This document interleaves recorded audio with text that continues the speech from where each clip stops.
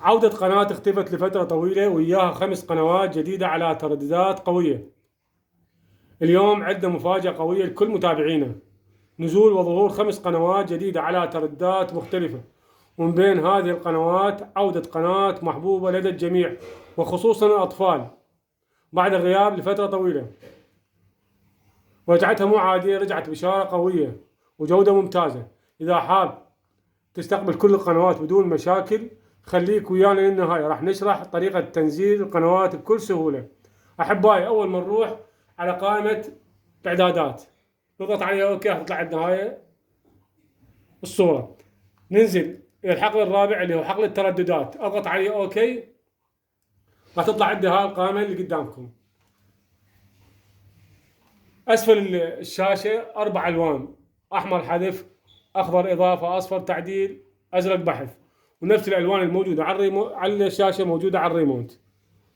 هسه نروح على الإضافة باللون الأخضر وأضيف أول تردد اللي هو 11000 11 11354.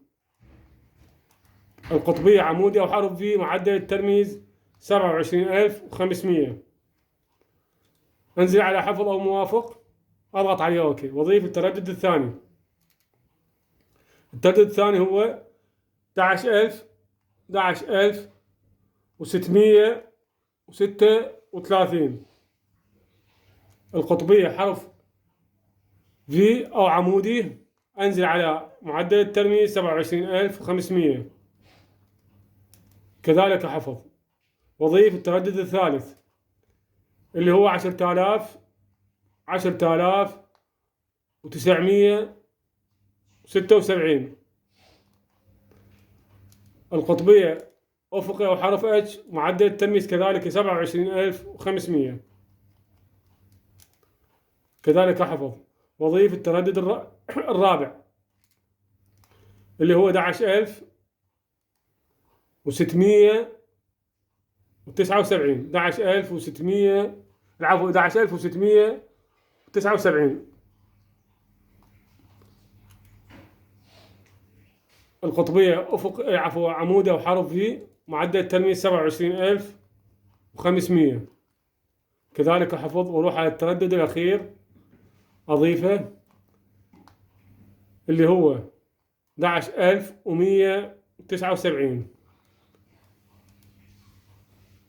القطبية أفقية أو حرف اتش، معدل الترميز 27500، حفظ.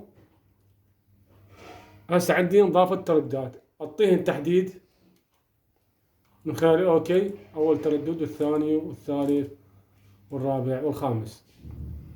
هسه أروح على بحث باللون الأزرق، أضغط عليه أوكي وأعطيهن بحث. أحبائي، أتمنى لا تنسون الإعجاب والاشتراك وتفعيل زر الجرس فضلا وليس أمرا، دعما للقناة وليصلكم كل ما هو جديد. ننتظر وياكم البحث.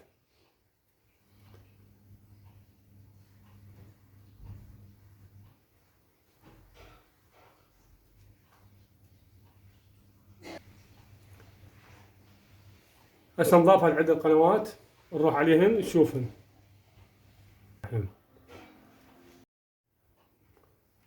أحبائي، مثل ما تشوفون هاي القنوات اللي ظاهرة لكم بالشاشة. ولهنا وصلنا وياكم إلى نهاية الفيديو، أتمنى نال إعجابكم، وأي استفسار أو سؤال اكتبوا لي بالتعليقات وراح أجاوبكم بأسرع وقت إن شاء الله. أوقات سعيدة ودمتم بألف خير.